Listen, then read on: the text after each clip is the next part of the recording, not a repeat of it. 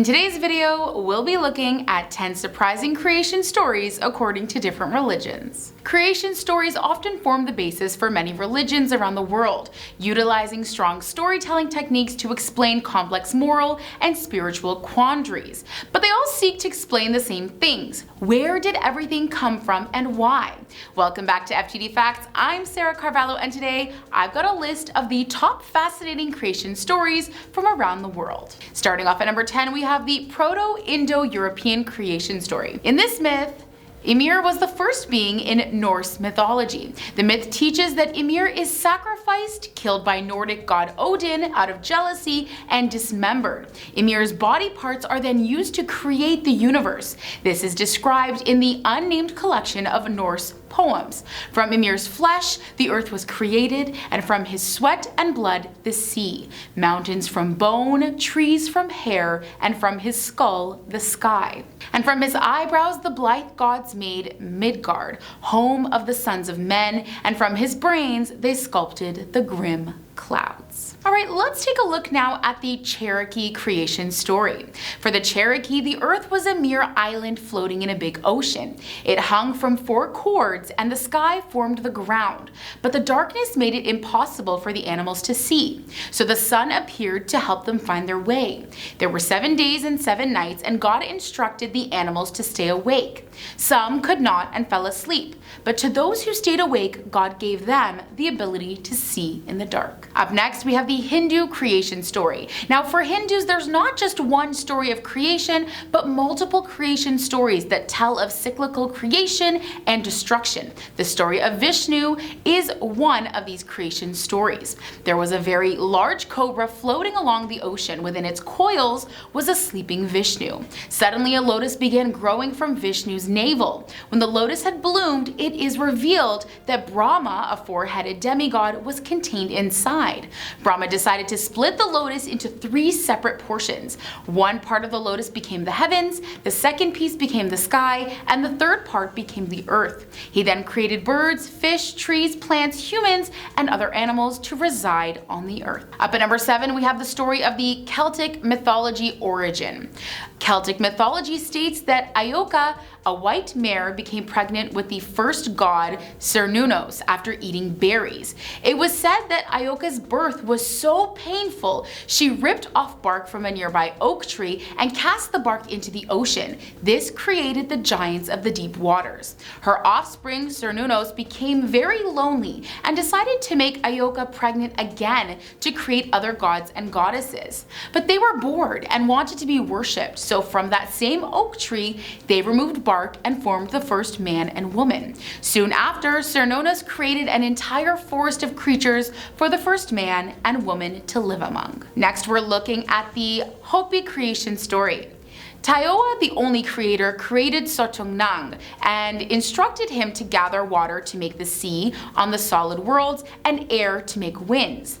The last and final act of creation was that of humanity. Rather than create the entirety of the human race himself, Sotungnang created the spider woman. The spider woman took dirt and mixed it with her saliva, and with this mixture formed 2 beings. She sang a creation song and they came to life. She instructed them to go forth and create land and vibration so that the energy of the earth resonated with the energy of the creator.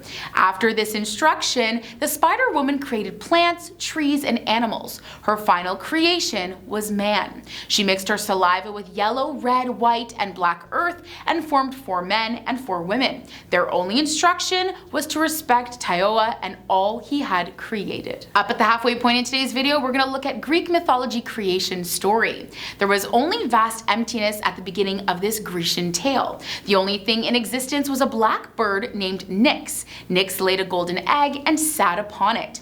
After many ages, the egg finally hatched and Eros, the god of love, arose. One half of the broken shell rose high and became the sky, sky, the other became the earth. Eros named the sky Uranus and the earth Gaia, and made them fall in love. From their love came children and grandchildren, but their children became fearful of the younger generation's power. Cronus, Gaia, and Uranus's son swallowed all but one child, Zeus. When Zeus reached manhood, he tricked his father Cronus into spitting back up his brothers and sisters, and with the help of his siblings, they all defeated Cronus.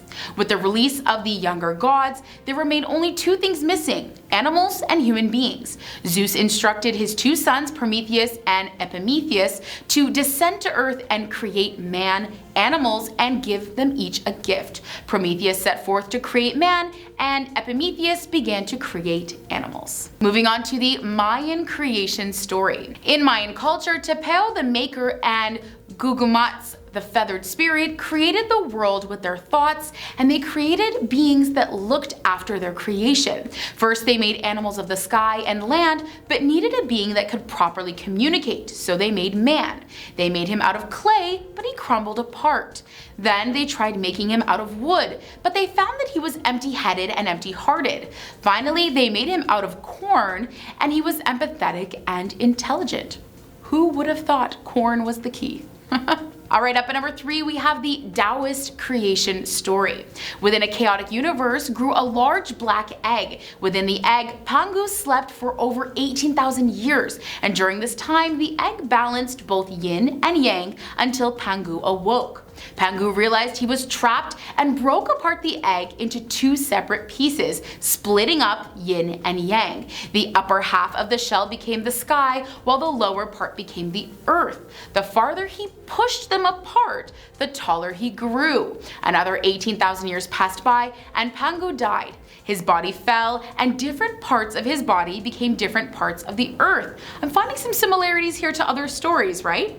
His limbs became great and tall mountains, his breath became the wind, and his eyes created the sun and the moon. His blood filled the crevices to form rivers, his voice became loud and boisterous thunder, and his veins and muscles formed fertile land and long roads.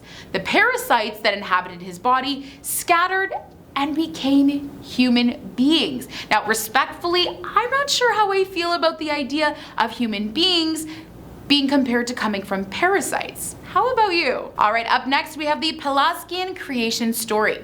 In this myth, Eurynome was the goddess of all things and the only one in the beginning. She rose out of the chaos naked and divided the sea from the sky and danced on its waves. She caught hold of a north wind, rubbed it between her hands, and created the serpent Ophion. When Eurynome danced, Ophion grew lustful, coiled up her limbs, and coupled with her. Of course, she became pregnant and birthed the sun, the moon, stars, and the earth with its mountains and rivers. They made their home on Mount Olympus, but when Ophion taunted her by saying he created the universe, she bruised his head with her heel and kicked him down to the lower places of the earth. Serpent, devil, lower places. Finding some connections here. Alright, and all the way up at number 1, we have the Genesis creation story. The creation story, as told in the book of Genesis, details a 7-day process. On the first day, God created light and the universe. On the second day, the sky and waters were made. On the third day, God created land and vegetation. On the fourth day, the sun, moon, and stars were made to fill the skies. On the fifth day, both sea and land creatures were born. On the sixth day, man was created, Adam and Eve. On the seventh day, God rested. Now, the paradise of Eden was designated as the perfect land for Adam and Eve. All food was provided to them. There was no death, no pain, and no suffering. Pretty perfect, right? There was only one rule. They were not to eat from the tree of knowledge. However, Eve was tempted by a serpent, the devil, in the garden, persuading her to eat the fruit from the tree of knowledge and sharing it with Adam. When she ate the fruit from the tree, God cast them out of Eden. They and all future offspring would then suffer the consequence of sin, pain, and death. Alright friends, that brings us to the end of today's video on 10 surprising creation stories according to different religions. Let me know in the comments below which of these creation stories and myths did you find the most surprising or interesting.